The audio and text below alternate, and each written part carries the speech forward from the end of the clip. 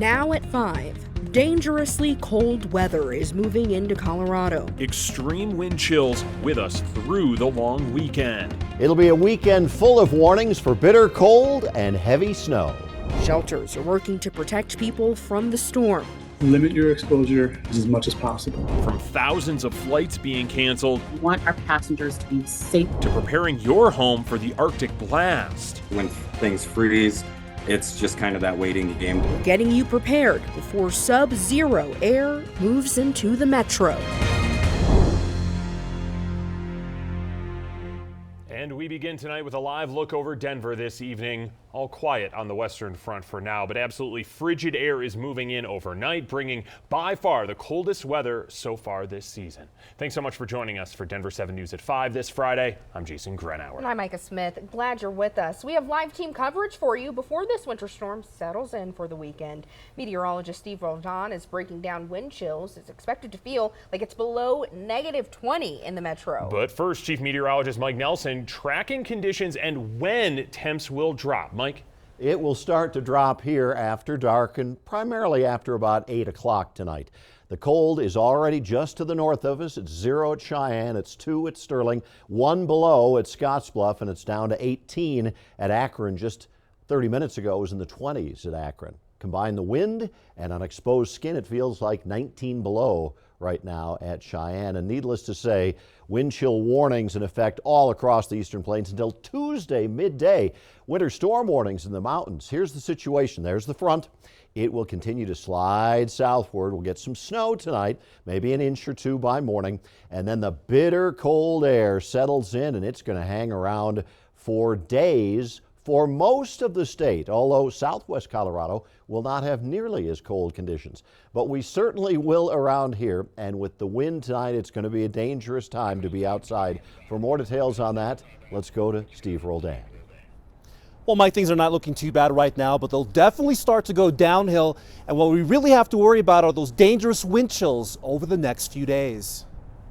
I've just heard it's going to be really, really cold. Michelle Larson of Denver getting one last walk in with her dog Telly at Wash Park before the real cold weather sets in. She's going to spend the next 3 days losing her mind if she can't go outside. So trying to get her as much exercise now if we're not going to be, going in the outdoors anytime soon. And that's because of the cold Arctic air that's moving into Colorado. It's the coldest air of the season, packing sub-zero temperatures overnight and dangerous wind chills of 20 to 30 degrees below zero. These kind of wind chills can pose an issue with hypothermia and even frostbite in really under 15 minutes. Greg Hevener is the warning coordination meteorologist with the National Weather Service in Boulder. He says now is the time to prepare. The biggest takeaway really by tonight through, I would say, Tuesday morning is to try to limit your exposure to outdoor activities as much as possible.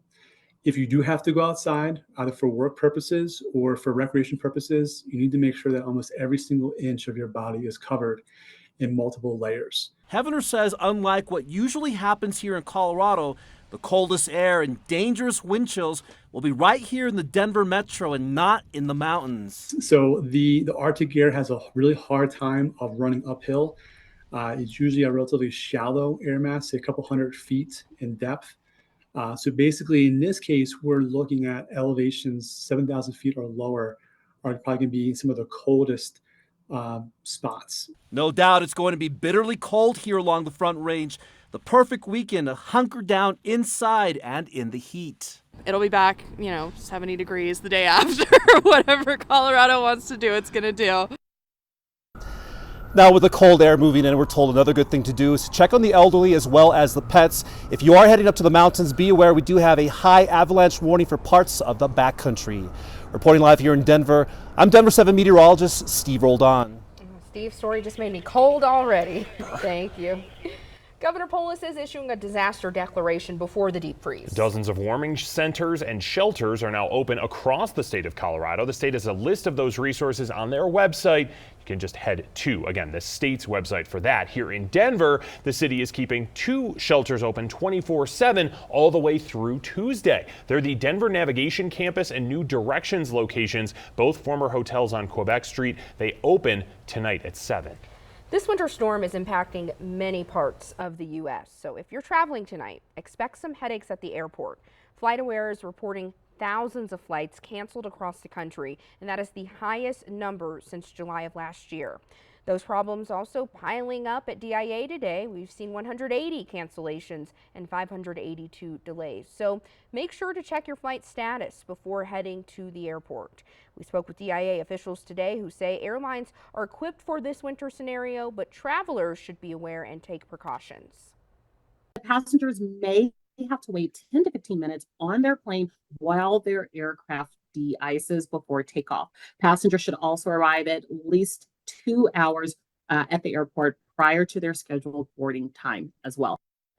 Now, extreme cold can also pose a danger to your home's pipes. I spoke with a master plumber from Arvada who says aside from the preventative measures like leaving your cabinet doors open and faucets trickling, one big mistake people often make is turning their thermostat down while traveling. Even if your furnace is set between like 50 and 60, the walls are getting that much colder and they'll come home to freeze breaks. And just don't turn your heat down, even if you're not going to be home, leave it up.